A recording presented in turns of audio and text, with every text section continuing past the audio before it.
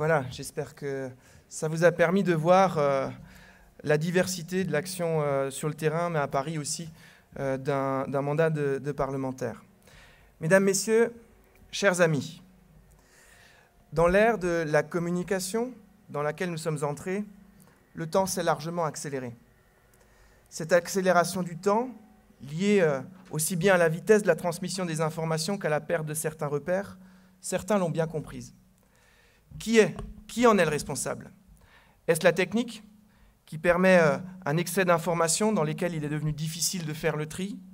Est-ce le confort qui conduit dans notre société de consommation à être de plus en plus passif? Est-ce la politique qui a théorisé cette accélération du temps, jouant des chaînes d'information continues pour chasser une actualité par une autre? C'est certainement une coordination de l'ensemble de ces motifs qui fait évoluer notre société. Et bien dans ce mouvement qui s'accélère, j'ai la conviction que des temps comme celui qui nous réunit aujourd'hui sont nécessaires et essentiels. Des moments de répit, de déconnexion, de rencontres et d'échanges sincères qui nous permettent de prendre de la hauteur, d'avoir un regard sur un pas de temps pertinent. La cérémonie de vœux, c'est un moment de réflexion où il est nécessaire de repenser à la perspective de notre travail au quotidien, au sens de nos propositions et aux raisons de notre action. 2018 a été une année très dense en événements qui continuent de déstabiliser une France qui cherche sa voie. Le rôle du politique doit alors être de trouver du sens, d'expliquer ce sens. En 1992, Francis Fukuyama, un politologue américain, publiait un ouvrage intitulé « La fin de l'histoire ». Cet ouvrage reflète alors une pensée politique croissante qui structure largement nos débats politiques contemporains. Avec la chute du mur de Berlin et la victoire de la démocratie libérale sur le communisme, ça y est, la lutte de l'homme pour sa liberté et son émancipation serait terminée. Je ne crois pas à cette thèse. Je n'ai jamais cru à cette thèse. Mais plus je pratique le pouvoir tel qu'il est exercé en France, plus je me rends compte qu'en réalité, cette thèse a complètement irrigué notre action au quotidien et nous a fait baisser la garde. Nous nous sommes souvent endormis dans le confort que nous offre notre mode de vie occidental sur un continent qui connaît la paix depuis plus de 70 ans. Et pourtant, le monde bouge, et pendant qu'il bouge et que nous l'observons, nous prenons du retard. S'il est une thèse en laquelle je crois, ce serait plutôt celle de Samuel Huntington, qui dès 1992 répondait à Fukuyama et nous mettait en garde. Non, l'histoire politique n'est pas terminée. La démocratie n'est pas installée de façon pérenne. Il faut l'entretenir, il faut l'éduquer, il faut la chérir au quotidien car, à côté de nous, il subsiste des civilisations, des modes d'organisation politique qui n'ont rien à voir avec le nôtre. Mais à trop penser que notre modèle était le seul possible, nous n'avons pas vu se réorganiser le monde et nous n'avons pas fourni les efforts nécessaires pour défendre nos intérêts. C'est vrai à l'échelle de l'ensemble du continent européen, mais c'est particulièrement le cas en France. Emmanuel Macron est l'incarnation de cet endormissement de notre système politique dans des mécanismes administratifs et technocratiques qui ont progressivement fait perdre le sens de l'action publique, le sens de la politique et donc de ce qui fait société.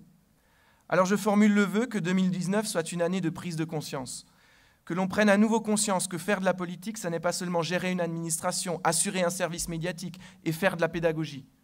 Faire de la politique, c'est porter une vision, un projet de société. Faire de la politique, c'est défendre un idéal.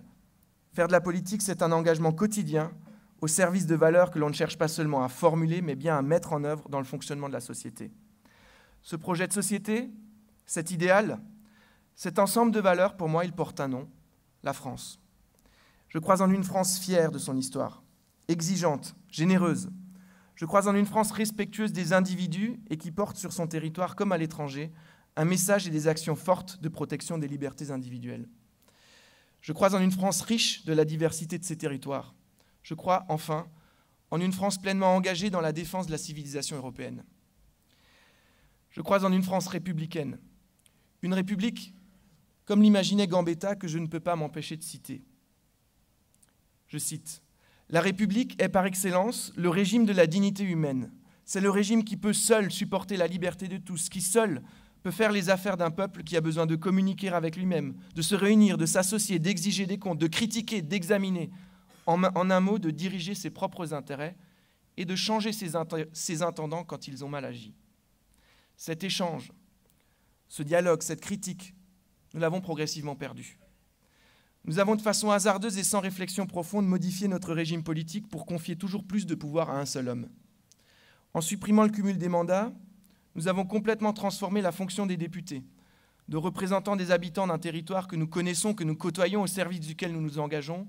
La majorité En Marche est devenue une armée sans légitimité, aux ordres de leur chef, sans cap, sans idéologie, sans capacité réelle à influer le débat politique et la construction de notre société. Alors quand une crise politique apparaît, il n'y a plus qu'un seul responsable, le président de la République.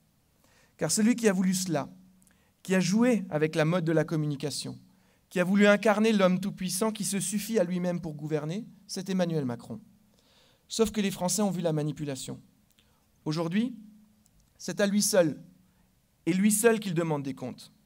Car c'est lui, et lui seul, qui a organisé la déresponsabilisation de tous les autres acteurs publics. Le grand débat national tel qu'il est lancé doit être l'occasion de corriger cette pratique de pouvoir. Malheureusement, sa mise en œuvre n'en prend pas le chemin. La ficelle est même un peu grosse. Alors qu'en novembre, Emmanuel Macron a refusé de se rendre au Congrès des maires, refusant ainsi de tenir son engagement pris juste une année avant, alors que le ministre du Budget a lancé une odieuse campagne de calomnie à l'encontre des maires avec le hashtag Balance ton maire, voilà un président de la République qui les instrumentalise pour redorer son image. Oui, les maires sont appréciés des Français, car ils sont à proximité des citoyens et que leur travail est visible tous les jours dans l'amélioration de notre quotidien. Mais ils ne sont pas un objet sur lequel on tape pour se déresponsabiliser et qu'on affiche lorsqu'on en a besoin. Les maires, ce sont les premiers représentants de la République dans nos territoires. Et ils méritent mieux qu'une instrumentalisation. Je ne suis pas rassuré non plus quant à l'intention de ce grand débat, quand je vois que c'est Sébastien Lecornu, ministre des collectivités territoriales, qui en est chargé. Dans ses précédentes fonctions, et ce n'est pas Claude Brender qui me contredira, il était chargé de la fermeture de la centrale nucléaire de Fessenheim et de la reconversion de son territoire.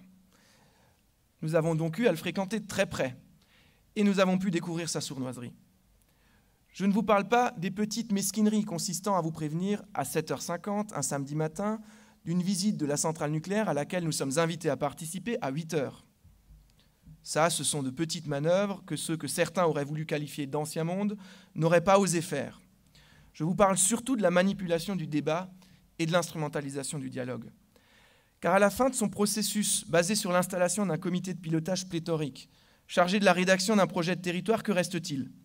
Une liasse de papier que peut-être certains vont signer, mais qui n'est en rien engageante pour l'État, principal responsable de cette fermeture.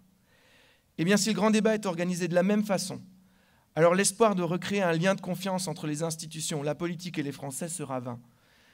Enfin, je veux m'interroger sur la curieuse conception du rôle des responsables politiques portés par l'organisation de ce débat. Dans sa lettre aux Français, Emmanuel Macron cherche à botter en touche. Il nous assomme toutes et tous d'une liste de près de 35 questions, oubliant au passage de nombreux sujets essentiels dans la construction de ce que fait la société. Mais le plus choquant, dans cette tentative de diversion, c'est qu'après avoir complètement chamboulé le fonctionnement des institutions pour s'émouvoir de leur dysfonctionnement, le voilà qui change le rôle des responsables politiques. Notre rôle d'élus, de représentants d'un territoire et de ses citoyens, c'est évidemment d'écouter celles et ceux que nous représentons. Mais notre rôle est de formuler des propositions, de travailler à les mettre en œuvre, pas de poser des questions dont on n'écoutera même pas les réponses. Alors ce rôle de force de proposition, d'engagement, d'agitation des idées, je veux le jouer pleinement et vous présenter en quelques mots les grandes lignes des priorités qui animeront mon travail de parlementaire dans l'année qui vient. En tant que membre de la commission des lois, au sein de laquelle Christian Jacob vient de me confier la responsabilité de coordonner les députés Les Républicains, je souhaite d'abord affirmer avec force les principes d'un État de droit. Mais l'État de droit, ça n'est pas un État naïf. Ça n'est pas un État qui laisse ses propres règles se retourner contre lui. Je pense notamment aux nombreuses questions de sécurité. La lutte contre le terrorisme doit nous mobiliser pleinement, car il s'agit d'affirmer haut et fort notre attachement à notre civilisation européenne et à notre histoire judéo-chrétienne. J'ai la faiblesse de croire que si le marché de Noël de Strasbourg a été une cible d'un attentat terroriste, ça n'est pas pour rien. Alors les libertés individuelles doivent être protégées par notre droit, mais lorsque l'intention d'un individu est de se retourner contre la France et ses valeurs, alors il ne faut pas trembler. La France n'a pas à accueillir ceux qui lui veulent du mal. Je serais un défenseur inconditionnel du droit d'asile, qui est un honneur pour la France. C'est un honneur pour nous d'accueillir celles et ceux qui sont victimes de leurs convictions, notamment lorsqu'ils défendent la liberté. Mais le droit d'asile ne doit pas être détourné pour justifier une immigration économique et cacher certaines autres intentions. Il faut aussi que nous sachions affirmer avec conviction que la présence sur le territoire national d'étrangers dont nous avons la connaissance de leurs intentions terroristes, nous ne l'acceptons pas. Ils doivent être éloignés. La France n'a pas à accueillir sur son sol celles et ceux qui lui veulent du mal. C'est du bon sens, que j'ai plusieurs fois défendu dans l'hémicycle l'an passé, malheureusement en vain. Nous devons également savoir prémunir la liberté de ses vrais faux amis, et notamment la liberté de manifester. Je pense aux casseurs, car confondre la liberté de manifester avec celle de casser ne sert personne. Nous discutons actuellement à l'Assemblée nationale un projet de loi porté initialement par Bruno Retailleau, mais qui a été complètement vidé de son sens la semaine dernière par la majorité macroniste. Quel drôle de pays tout de même, où on peut interdire à un hooligan l'accès à un stade de foot, mais où on ne peut pas interdire de manifester à une personne dont on sait qu'elle a délibérément l'intention de casser pendant la manifestation. Comme si venir à une manifestation avec une batte de baseball présupposait d'une bonne intention. Je ne comprends pas non plus ce qui est choquant dans l'idée de l'instauration d'une responsabilité financière de ces casseurs. Tout cela, toutes ces questions, nécessitent que notre système de justice soit en ordre de marche. Malheureusement, là encore, le gouvernement vient de faire adopter par sa majorité à l'Assemblée nationale une réforme de la justice qui vient profondément désorganiser notre conception du droit.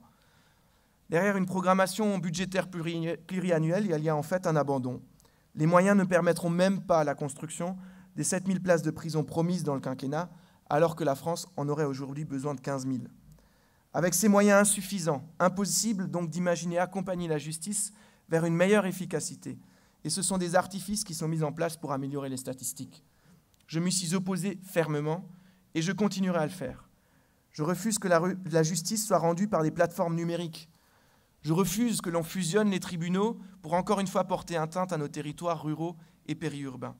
J'ai dit plusieurs fois à la garde des Sceaux qu'une vraie réforme de la justice, ce n'est pas d'obliger les justiciables à être accompagnés d'un avocat, mais de rendre notre droit suffisamment clair et compréhensible, en un mot intelligible, pour que chacun puisse se défendre. La commission des lois, qui étudie de près les textes, près de la moitié des textes votés par l'Assemblée nationale, est aussi compétente en matière de collectivité territoriale. Vous le savez, c'est un sujet qui me passionne et qui est même à l'origine de mon engagement politique. La subsidiarité, ce mot qui suggère simplement que chacun doit faire ce pour quoi il est compétent et qui devrait être le principe même de l'organisation de nos réflexions. Je crois en la vertu démocratique de l'administration locale, en la nécessité de caler l'organisation de nos collectivités sur des réalités géographiques, sociales et culturelles. Alors je me réjouis que le travail d'influence que nous avons mené avec l'ensemble des parlementaires alsaciens sous l'impulsion de Brigitte Klinkert et de Frédéric Biry, les présidents des départements alsaciens, saluer Karine, Annick et Pascal, produisent ses fruits en 2019. Nous devrions prochainement être saisis d'une proposition de loi portant création de la collectivité européenne d'Alsace. Je m'impliquerai pleinement dans sa discussion pour assurer à cette future collectivité, fusion des départements et qui accueillera de nouvelles compétences venues de l'État, les moyens de son action. Le transfert des routes nationales, d'une vraie compétence en matière de bilinguisme, d'un leadership dans la construction des relations transfrontalières sont essentiels, mais ils doivent être accompagnés de moyens de mener des politiques ambitieuses. Et pour que les choses soient claires, pour tous, la création de cette collectivité, personnellement, je la perçois uniquement comme une étape. La France doit réinventer son système de décentralisation pour le rendre plus compréhensible, plus efficace et surtout plus démocratique. La collectivité européenne d'Alsace à naître est un pas vers cela, mais seulement un pas. Et il y a une étape de plus, la création d'une collectivité alsacienne de plein exercice et exclusive. C'est une politique, car une politique même locale, cela se construit, se mène et se contrôle sur la base de réalités. L'Alsace est sûrement la réalité territoriale la plus forte de France, elle mérite une collectivité unique. Il faut donc rendre plus efficace l'organisation des collectivités territoriales, mais cela ne suffira pas. Il faut aussi rendre plus efficace le fonctionnement de l'État, car nous sommes les champions européens de la dépense publique inefficace. Alors que nous connaissons l'un des taux de prélèvement obligatoire, c'est-à-dire d'impôts, le plus élevé d'Europe, nous sommes aussi ceux qui sommes les plus endettés avec près de 100% de notre richesse nationale. Chaque enfant à naître arrive en France avec 35 000 euros de dette. Chaque jour, nous créons 175 millions d'euros de déficit. Il faut mettre fin à cette situation de façon urgente. Mais il faut y mettre fin en ciblant d'abord les dépenses inutiles. Car il y a beaucoup de monde à Paris dont le travail est de passer son temps à empêcher les autres de travailler. C'est à eux qu'il faut s'attaquer d'abord. Pas aux policiers, pas aux gendarmes, pas aux militaires, pas aux services hospitaliers, pas aux enseignants. Et dans cette bataille, il faut aussi savoir reconnaître ses erreurs. J'appartiens à une famille politique qui a porté un processus nommé la RGPP, la Révision générale des politiques publiques. Elle consistait, ministère par ministère, à ajuster les moyens et les effectifs aux objectifs réels. L'intuition était bonne, mais son pilotage a été mauvais. Au lieu de dégraisser l'administration centrale de l'éducation nationale, par exemple, c'est uniquement les enseignants dans les classes qui ont vu leur poste se réduire. Eh bien, il faut finir avec cette méthode consistant à systématiquement demander au bas de la chaîne de faire des efforts. C'est au haut de la pyramide bureaucratique de montrer l'exemple.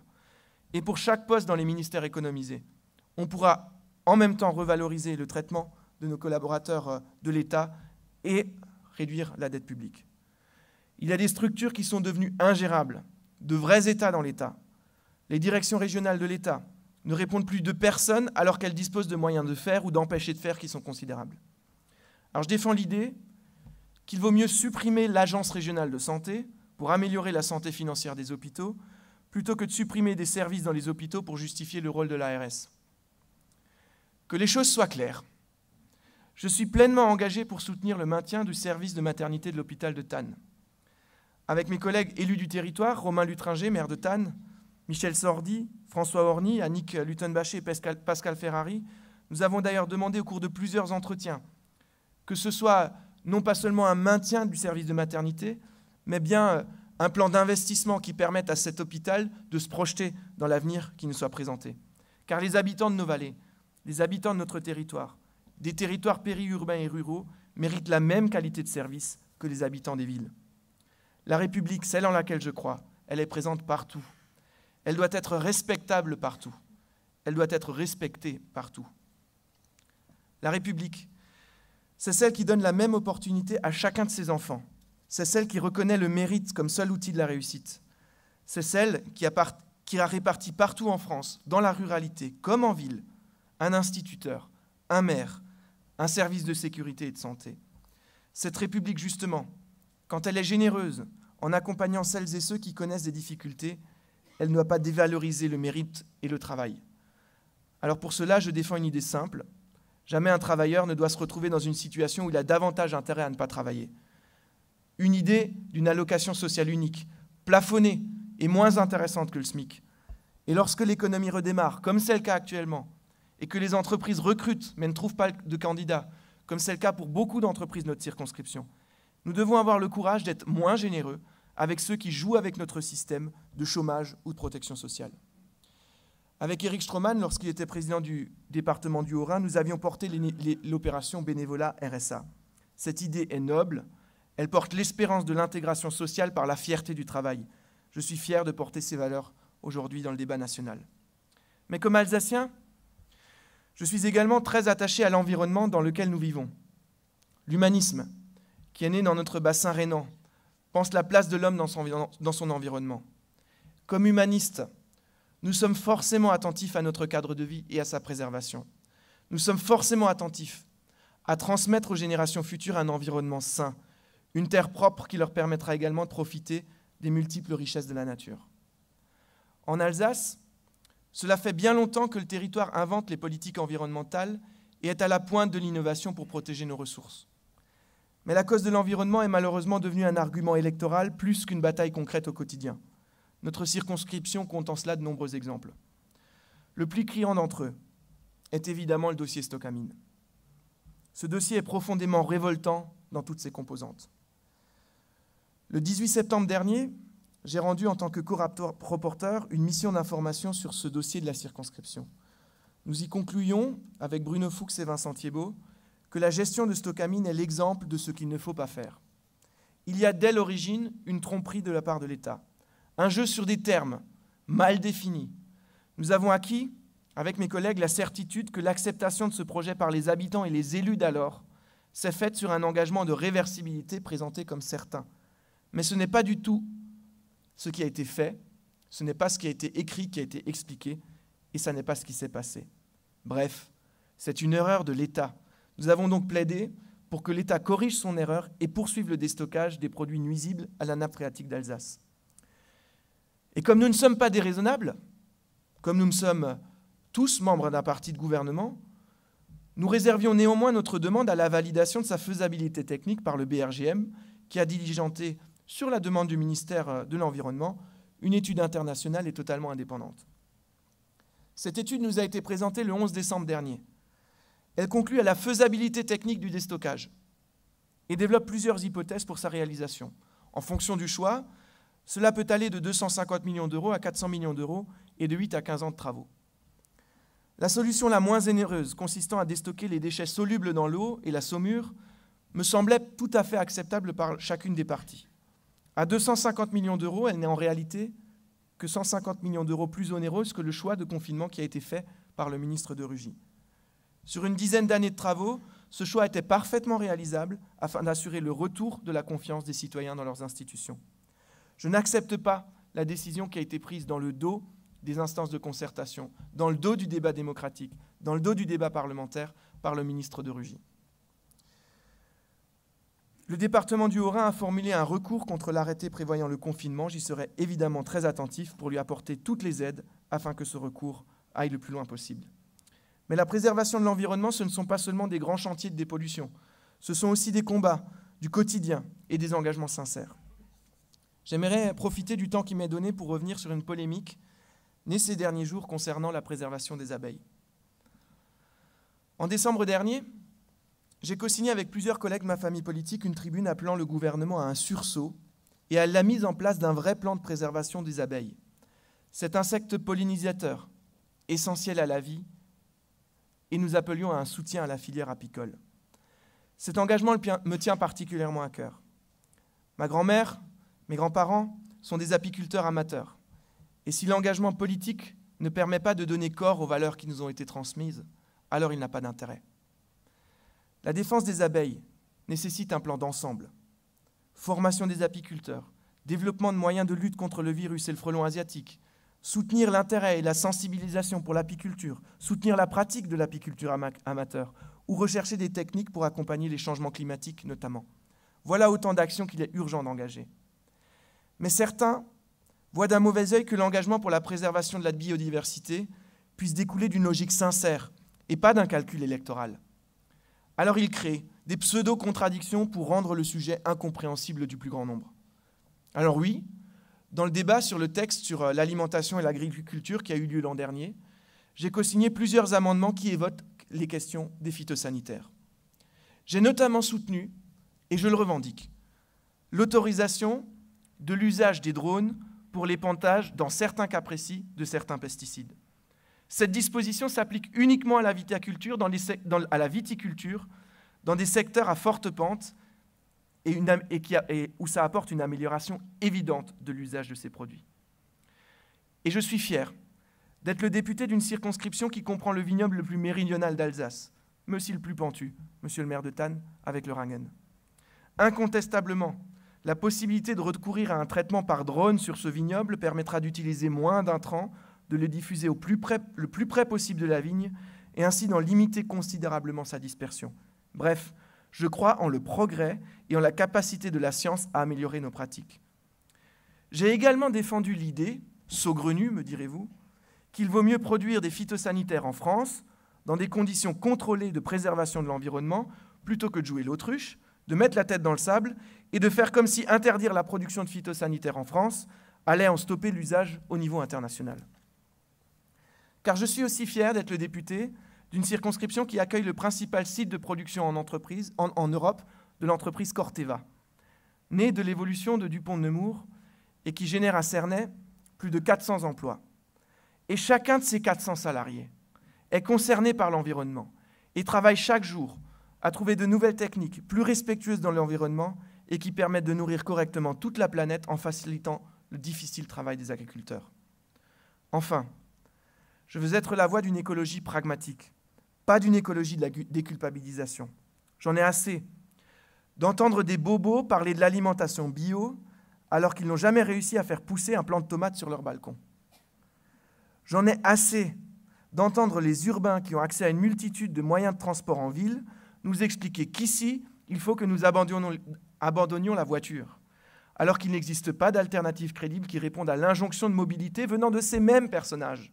En bref, ils nous disent « sortez de chez vous pour vous éduquer », tout en nous privant de la voiture. Alors je fais le siège du ministère des Transports pour que des actions concrètes de fluidification du trafic sur la RN66 se mettent en place. Des tests seront prochainement lancés dans les prochaines semaines, notamment autour d'une gestion moins lourde et moins contraignante du passage à niveau sur la RN66. J'espère qu'ils amélioreront concrètement la circulation à Thann et dans la vallée de la Thur, en attendant la production d'une solution précise et ambitieuse qui permette de chunter ce point noir des déplacements dans la vallée de la Thur. Le ministère de l'Environnement, rebaptisé depuis 2017 ministère de la Transition écologique et solidaire, est, vous l'aurez compris, mon second lieu de résidence à Paris après l'Assemblée nationale. Mais au titre des nombreux dossiers évoqués sur lesquels je m'implique auprès de ce ministère, le plus important d'entre eux est sans nul doute celui de la fermeture de la centrale nucléaire de Fessenheim et le portage d'un projet de reconversion de territoire. Et je ne décolère pas. Je ne décolère pas de la stratégie énergétique de notre gouvernement. Chargé des questions d'énergie au sein de l'équipe thématique des Républicains, je suis de très près l'ensemble des décisions et des projets dans ce domaine. La programmation pluriannuelle de l'énergie, présentée par Emmanuel Macron en novembre dernier et publiée hier, n'a rien de cohérent ni de rassurant. Je n'entrerai pas trop sur ce sujet car l'heure tourne et il y a bien trop à dire. Je me permets toutefois de soulever une inquiétude. À force de considérer que l'éolien et le solaire sont à la mode, on en oublie le seul objectif prioritaire d'une politique énergétique respectueuse de l'environnement aujourd'hui, réduire les émissions de gaz à effet de serre et donc la consommation de pétrole et de charbon. Ce doit être notre priorité absolue. En s'arrêtant à vouloir afficher des mesures faciles à comprendre plutôt que pertinentes et efficaces, nous allons clairement dans le mur. J'ai néanmoins vu une lueur d'espoir dans les annonces d'Emmanuel Macron. C'est rare, profitons-en. Il a annoncé très clairement qu'il ne souhaite la fermeture d'aucun site nucléaire. Eh bien, je suis heureux qu'il reprenne à son compte cette proposition que j'ai formulée dans une tribune parue en juillet dernier dans le journal du dimanche. Mais je ne décolère pas, car malgré la justesse de cette annonce, forcément, c'était une idée que je soutenais, il ne paie pas ses actes en cohérence. En effet, sous son mandat, un site nucléaire fermera bel et bien, c'est celui de Fessenheim. Alors qu'il y a exactement un an, le secrétaire d'État auprès du ministre de l'Écologie, Sébastien Lecornu, annonçait une démarche ambitieuse pour faire rebondir le territoire, nous ne voyons toujours rien venir. En effet, à part quelques insultes envers les élus locaux, quand on leur dit « que faites-vous donc ?», alors que ce ne sont pas eux qui sont responsables de cette décision de fermeture, hormis quelques joutes verbales en réunion ou dans les médias pour démontrer que c'est lui le ministre, mis à part de nombreux temps de communication, rien. Et je dis bien, rien n'a été fait. Il a fallu 1 an pour produire un projet de territoire qui a le mérite de formuler des évidences que les collectivités territoriales portent avec ambition depuis longtemps. Mais ce qu'on attend aujourd'hui, ça n'est pas que l'État signe ce document qui ne contraint personne. Ce qu'on attend aujourd'hui, c'est que l'État mette la main à la poche pour financer les infrastructures qui permettront à notre territoire, d'ici peut-être 10 ans, et avec beaucoup de travail et d'engagement, de réussir à panser une plaie, et une partie des plaies économiques, énergétiques et sociales ouvertes par la décision politicienne de fermer les 2 réacteurs de la centrale nucléaire de Fessenheim. Fessenheim est l'incarnation du renoncement français à porter à l'international la voie de son excellence. Et c'est certainement ce qui me révolte le plus. La France a abandonné son ambition industrielle et Emmanuel Macron, depuis 7 ans, brade nos intérêts. Le cas le plus emblématique est certainement celui d'Alstom. En tant que conseiller aux affaires économiques de François Hollande, puis comme ministre de l'économie, Emmanuel Macron a détruit cette entreprise, fleuron de la stratégie industrielle nationale, à laquelle notre territoire est particulièrement attaché. La Société alsacienne de construction mécanique lui a d'ailleurs donné les premières lettres de son nom actuel. Les exemples comme celui-ci se multiplient, parce que nous sommes particulièrement naïfs dans la guerre économique mondiale, parce que nous laissons imposer en France des règles par nos concurrents qu'eux-mêmes ne respectent pas. Je refuserai que continue le dépeçage de nos fleurons nationaux dans tous les domaines, surtout ceux stratégiques. EDF ne convient pas à nos amis allemands? Et alors, ça m'est égal. C'est grâce à cette organisation que nous bénéficions en France de l'électricité la moins polluante d'Europe et la moins chère d'Europe. Il ne faut pas se leurrer. Cette bataille économique est mondiale. Dans un monde particulièrement troublé, dans lequel le multilatéralisme est en train de déstabiliser de nombreuses zones géographiques, il est plus que jamais urgent que la France se réveille pour défendre ses intérêts. En parlant de l'instabilité mondiale, je ne peux pas terminer mon propos sans évoquer toutes les forces militaires qui sont projetées sur des théâtres d'opérations extérieures, ou bien dans des missions de lutte antiterroriste, la mission Sentinelle, pour assurer notre sécurité sur le territoire national. Je pense à l'ensemble des forces armées qui sont particulièrement sollicitées ces dernières années. Mais je pense aussi particulièrement au 152e régiment d'infanterie, le régiment d'Alsace, basé à Colmar. Et je pense au régiment de marche du Tchad, chère Françoise, installé à Meyenheim, le régiment du serment de Koufra, dont chaque Alsacien peut être fier, et qui, depuis Meyenheim, a été en 2018 le régiment le plus sollicité de l'armée de terre. Ils seront à partir du mois prochain déployés en région parisienne, dans le cadre de l'opération Sentinelle. À cette occasion, je les inviterai à l'Assemblée nationale afin de leur témoigner notre reconnaissance de leur engagement. Je tiens à associer à cet hommage toutes les forces de l'ordre, les gendarmes et policiers, particulièrement sollicités ces temps-ci, les pompiers volontaires et professionnels qui ont été touchés par de nombreux drames cette année, enfin les agents des hôpitaux, qui sont eux aussi très mobilisés en cette période de trouble. Mesdames et messieurs, j'ai une conviction sincère. Beaucoup des défis que nous avons à relever trouveront leur réponse à l'échelle européenne, car nous partageons des intérêts, une culture et surtout une destinée commune. 2019 sera une année d'élection européenne.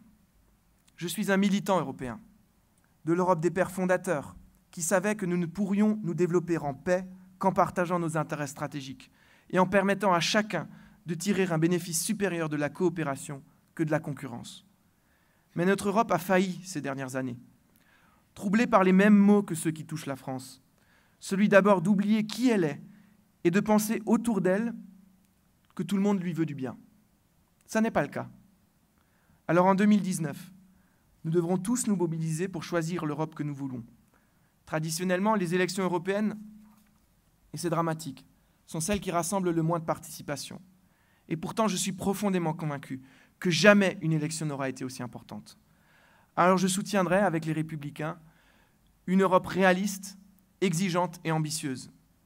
Pas la continuation de l'Europe technocratique d'Emmanuel Macron. Pas non plus l'impasse nationaliste et haineuse de Marine Le Pen. Mais une Europe qui sait qui elle est et qui soit suffisamment sereine pour se remettre en cause et ainsi s'engager à armes égales avec les autres puissances mondiales dans la bataille de la défense de nos intérêts.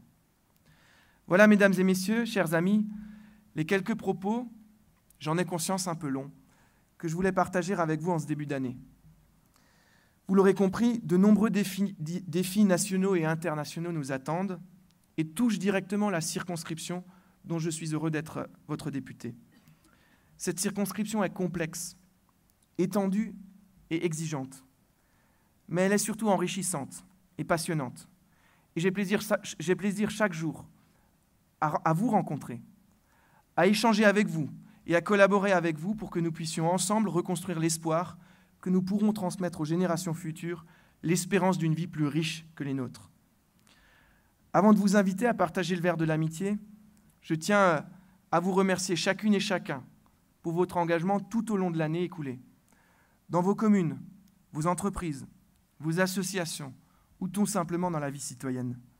Je tiens à remercier particulièrement celles et ceux qui me supportent et me soutiennent au quotidien. Mon équipe parlementaire, Audrey, Mélanie et Louis, ma suppléante, Karine, ma famille et plus particulièrement Cécile.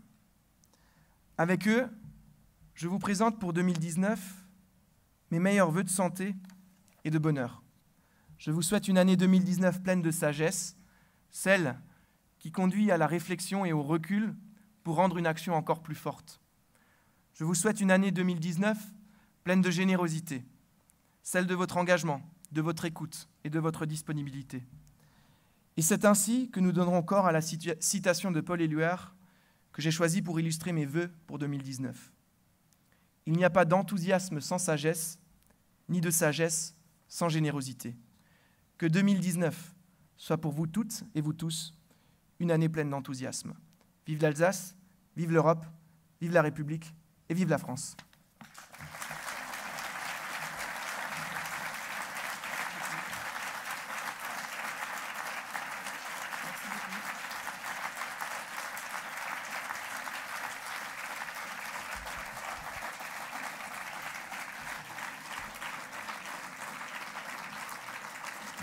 Merci beaucoup. Alors, ça finit toujours un peu. Donc, je vous invite à partager le verre de l'amitié dans la salle juste en dessous. Bonne heureuse année 2019 à toutes et à tous.